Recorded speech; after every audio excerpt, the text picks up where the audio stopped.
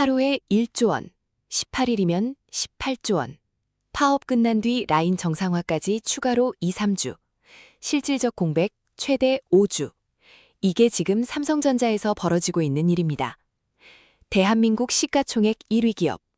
글로벌 반도체 공급망의 핵심.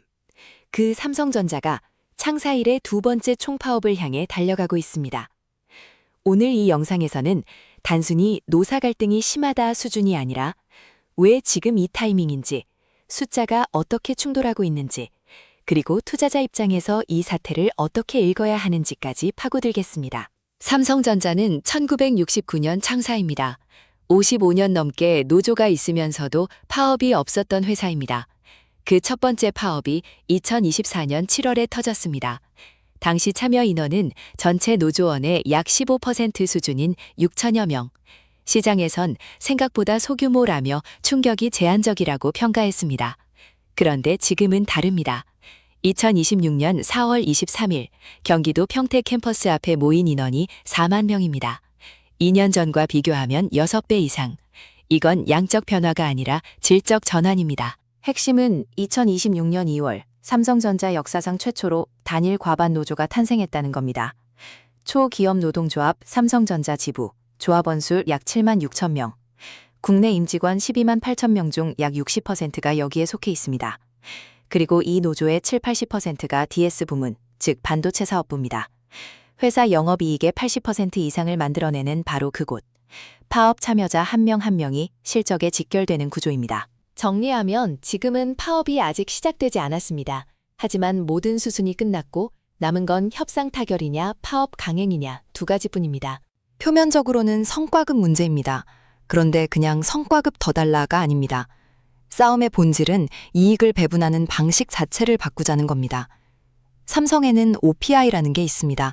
초과 이익 성과급. 쉽게 말하면 목표 초과 달성 시 주는 보너스인데 이 OPI의 재원을 계산하는 공식이 EVA, 즉 경제적 부가가치입니다. EVA란 간단히 말하면 영업이익에서 자본 비용을 차감한 값입니다. 즉 회사가 자본을 효율적으로 쓴 뒤 남은 진짜 초과이익. 삼성은 이 EVA의 20%를 OPI 재원으로 써왔습니다. 그런데 문제가 있습니다. EVA 계산 방식이 불투명하고 사측이 임의로 조정할 여지가 있다는 겁니다. 게다가 OPI는 연봉의 50% 한도라는 상한선이 걸려 있습니다. 노조는 이렇게 요구합니다. EVA라는 모호한 기준 말고 영업이익의 15%를 그냥 주면 된다. 그리고 연봉 50% 상한도 없애라. 올해 삼성전자 예상 영업이익 약 300조 원. 그 15%는 45조 원. 전체 DS 부문 조합원 약 7만 6천 명으로 나누면 1인당 평균 약 5억 원대의 성과급. 이게 노조의 요구안입니다. 이 숫자를 들었을 때 여러분은 어떤 생각이 드시나요? 당연히 받아야지 야고 생각하시는 분도 있고 저건 너무한 거 아니냐고 생각하시는 분도 있을 겁니다. 저는 그 판단 전에 사측 논리도 들어봐야 한다고 생각합니다. 사측은 두 가지 논거를 씁니다. 첫 번째, 법적 문제. 대법원은 과거 OPI가 평균 임금에 해당하지 않는다고 판결했습니다. 즉, OPI는 임금이 아니라 경영성과의 사후 배분이기 때문에 파업의 대상이 될 수 없다는 논리입니다. 두 번째, 재원의 문제. 만약 노조 요구대로 45조 원을 성과급으로 지급하면 어떻게 될까요? 작년 삼성의 R&D 투자액이 37조 7천억 원이었습니다. 성과급 하나가 R&D 전체를 초과합니다. 미래 투자 재원이 통째로 날아가는 셈입니다. 여기서 핵심을 하나 짚겠습니다. 노조가 진짜 원하는 건 45조 원 성과급이 아닐 수도 있습니다. 그들이 가장 강하게 요구하는 건 성과급 제도의 투명화와 상한선 폐지의 제도화입니다. 왜냐하면 경쟁사 SK하이닉스는 이미 상한이 없습니다. SK하이닉스 직원들이 올해 받을 것으로 예상되는 1인당 평균 성과급은 6억 8천만 원 수준. 같은 반도체 엔지니어인데 회사만 달라지면 이렇게 차이가 납니다. 이게 내부에서 얼마나 폭발적인 불만을 만들어냈을지 상상이 가시나요? 핵심 인재들이 SK하이닉스나 해외 기업으로 이탈하기 시작하면 그 손실은 어떤 성과급보다 클 수 있습니다. 노조가 스스로 추산한 피해액입니다. 18일 파업에 20조 30조 원 손실. 서울시립대 경제학부 교수의 추산은 하루 1조 원, 반도체 부문 영업이익 최대 10조 원 감소. KB증권 리서치는 파업 참여율이 30에서 40%로 확대되면 생산 차질은 불가피하다고 봤습니다.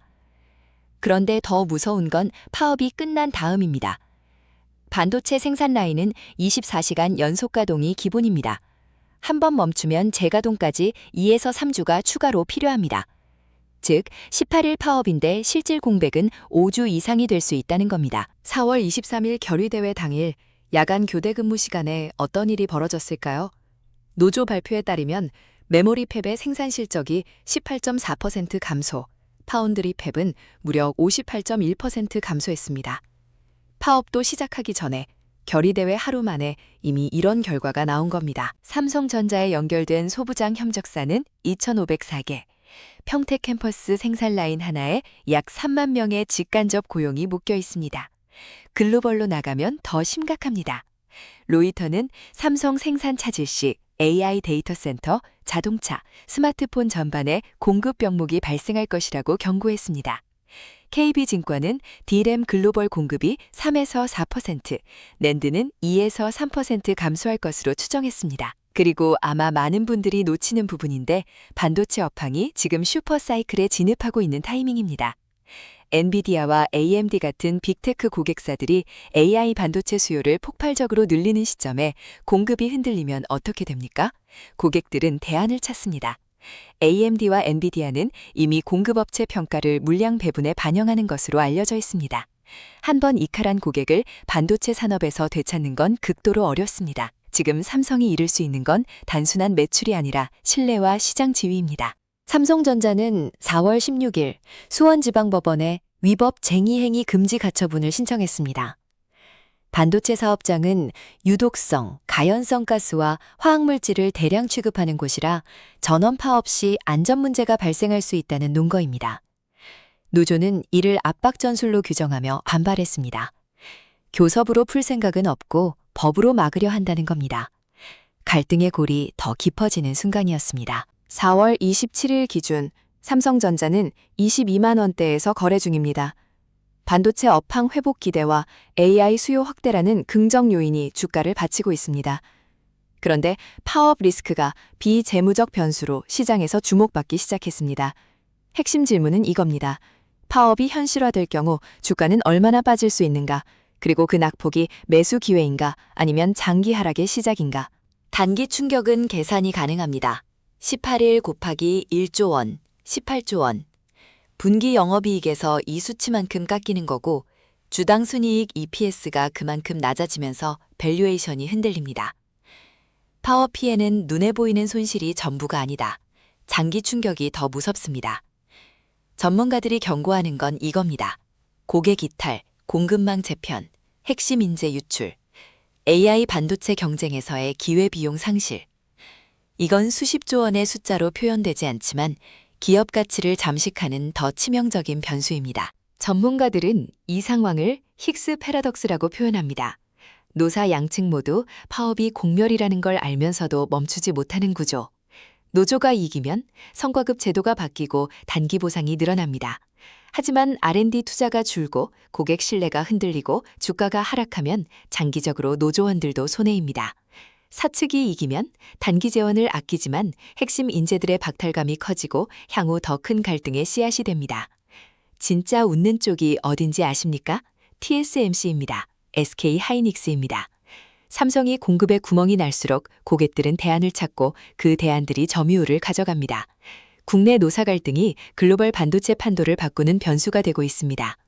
송헌재 교수는 해결책으로 ROIC 같은 객관적 경영지표에 기반한 투명한 보상체계를 제시했습니다. 즉, 모호한 EVA 말고 누가 봐도 납득할 수 있는 지표로 성과급 기준을 만들자는 겁니다. 사실 이게 제일 합리적인 방향입니다.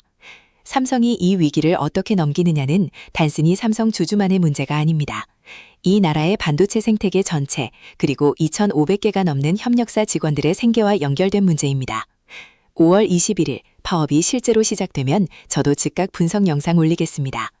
오늘 영상이 도움이 됐다면 구독과 좋아요 부탁드리고 여러분은 이 싸움을 어떻게 보시나요? 댓글에서 이야기해주세요.